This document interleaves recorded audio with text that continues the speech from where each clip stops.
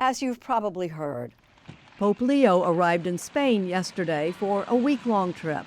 On Wednesday, he'll visit one of the country's most popular sites, the Sagrada Família Church in Barcelona. Seth Doane gives us a tour. There's a moment each morning, just after the cleaners and the waiting in line, when visitors get their first glimpse. Nearly everyone gazes up.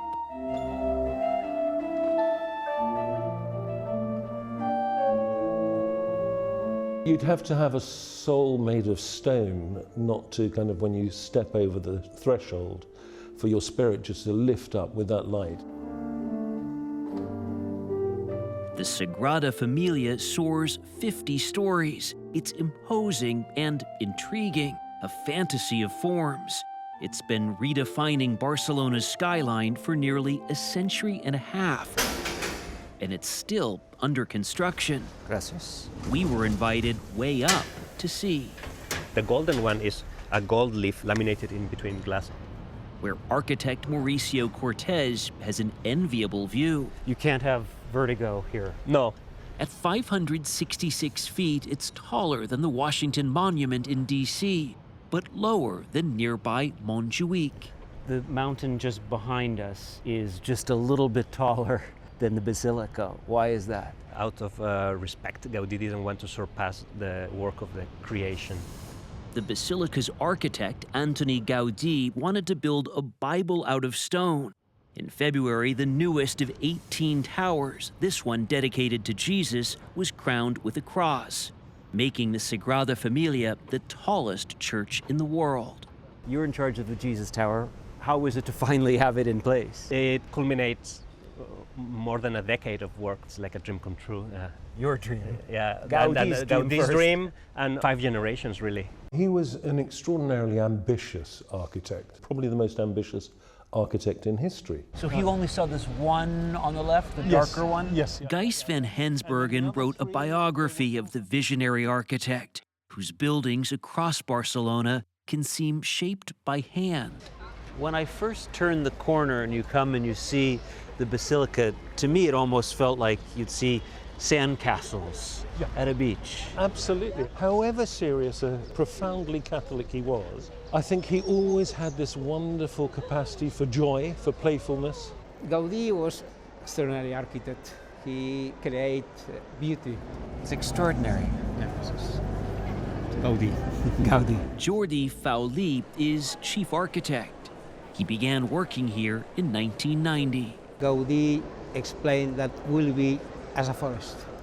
He wanted this to resemble a forest. And also he designed this structure, columns that are divided in different branches to support all the weight of the church only with these internal trees.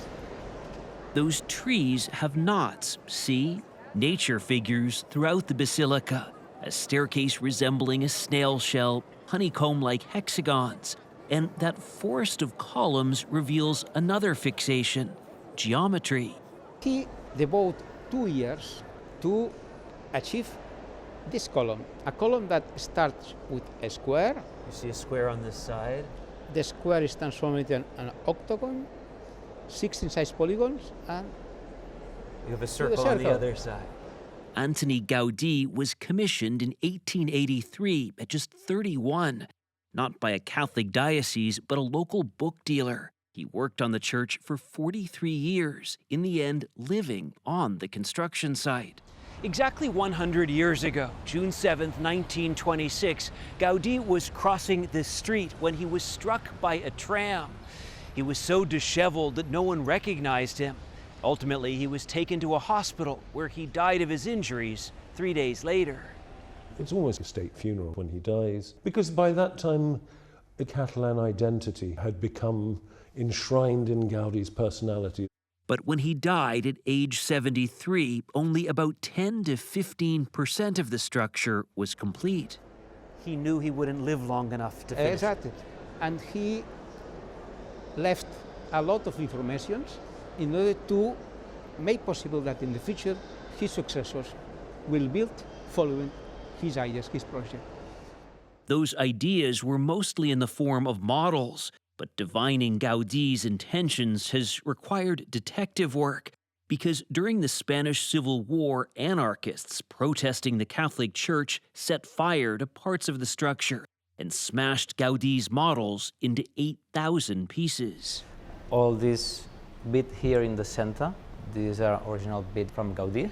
All these towers are made of these triangular windows. Esteve Humbert is one of the architects. So this is an original picture of that window.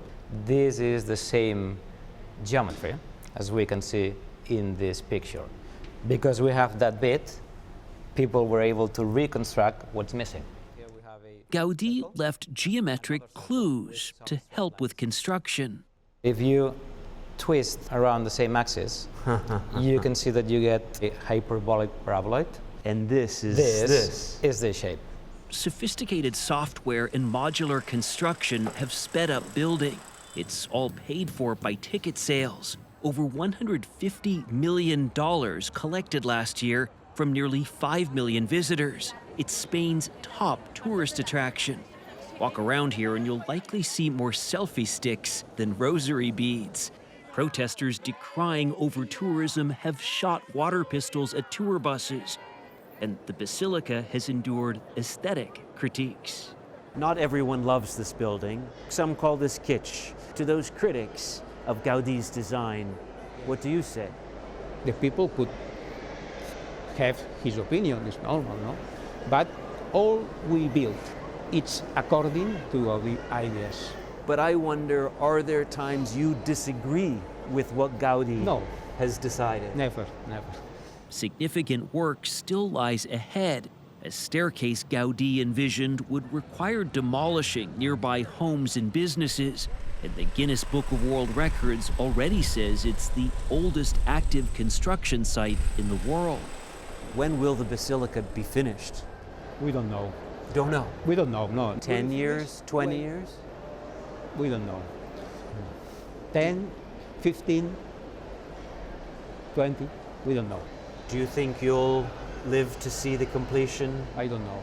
Perhaps, I don't know. Fauli may again appreciate his predecessor's approach, for whom time was but an earthly concern. Gaudí said his client was God, and, quote, God is not in a hurry.